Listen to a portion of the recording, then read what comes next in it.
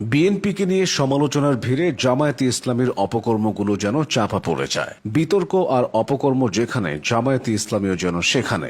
জামায়াত নেতারা মুক্তিযোদ্ধাকে জুতার মালা পরায়, অথচ ইফতিজারকে তারা ফুলের মালা দিয়ে বরণ করে। চাঁদাবাজি, দখলদারিত্বে এবং মানুষের প্রাণহানিতেও দলটির অনেকে জড়িত, অথচ বিষয়গুলো নিয়ে বিএনপির মতো সেভাবে জামায়াতের সমালোচনা হয় না। বিশেষ করে গণ অভ্যুত্থানের পর ক্ষমতার পালাবদলে জামায়াতের অনেক নেতাকর্মী অপকর্মে জড়িয়েছেন। তেমনই কয়েকটি অপকর্মের ঘটনা দেখে নেওয়া যাক। প্রথম ঘটনাটি কক্সবাজারের। 2025 সালের 13 ফেব্রুয়ারি জমির বিরোধের রেশ ধরে কক্সবাজারে জামায়াতের এক নেতার আহত হন বেশ কয়েকজন ব্যক্তি। তাদের সবাই বিএনপি এবং তার অঙ্গ সংগঠন ছাত্রদলের রাজনীতির সাথে জড়িত। পরে 15 ফেব্রুয়ারি হাসপাতালে চিকিৎসাধীন অবস্থায় প্রাণ হারান বিএনপি নেতা রহিম উদ্দিন শিকদার। প্রাণ হারানো রহিমের ভাই শফিকুর রহমান শিকদার জানিয়েছেন, স্থানীয় জামায়াত নেতা আব্দুল আল নোমানের নেতৃত্বে রহিম উদ্দিনের উপর হয়। এবার একটু পেছনে ফেরা যাক। 2024 সালের 22 ডিসেম্বর, সেদিন বেলা 11:30টার দিকে কুমিল্লার 14 গ্রামের মুক্তিযোদ্ধা আব্দুল হাই কানু স্থানীয় পাতরডা বাজারে ওষুধ কিনতে বের হন।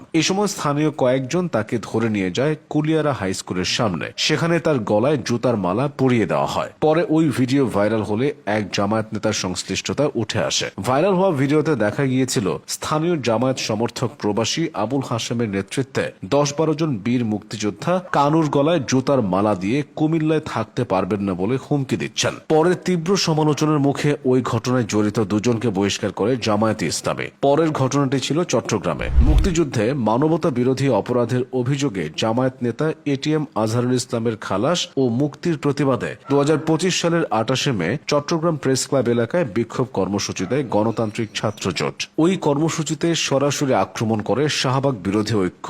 এতে বেশ কয়েকজন আহত হন। এদিন এক নারী সহ দুজনকে দেওয়ার 15 সেকেন্ডের একটি ভিডিও সামাজিক যোগাযোগ মাধ্যমে ছড়িয়ে পড়লে সমালোচনার ঝড় ওঠে। পরে জানা যায় দেওয়া ওই যুবকের নাম আকাশ চৌধুরী, যিনি ছাত্র শিবিরের চট্টগ্রাম মহানগরের ওয়ার্ড পর্যায়ের নেতা। ঘটনাটি ছড়িয়ে পড়লে দল থেকে তাকে বহিষ্কার করা হয়। এরপর করা হয় গ্রেফতার। কিন্তু জামিনে মুক্তি পাওয়ার পর আকাশ চৌধুরীকে ফুল দিয়ে শুভেচ্ছা জানানোর ছবি ও ভিডিও আবারও সামাজিক যোগাযোগ মাধ্যমে ভাইরাল হয়, যাতে শুরু হয় নতুন বিতর্ক।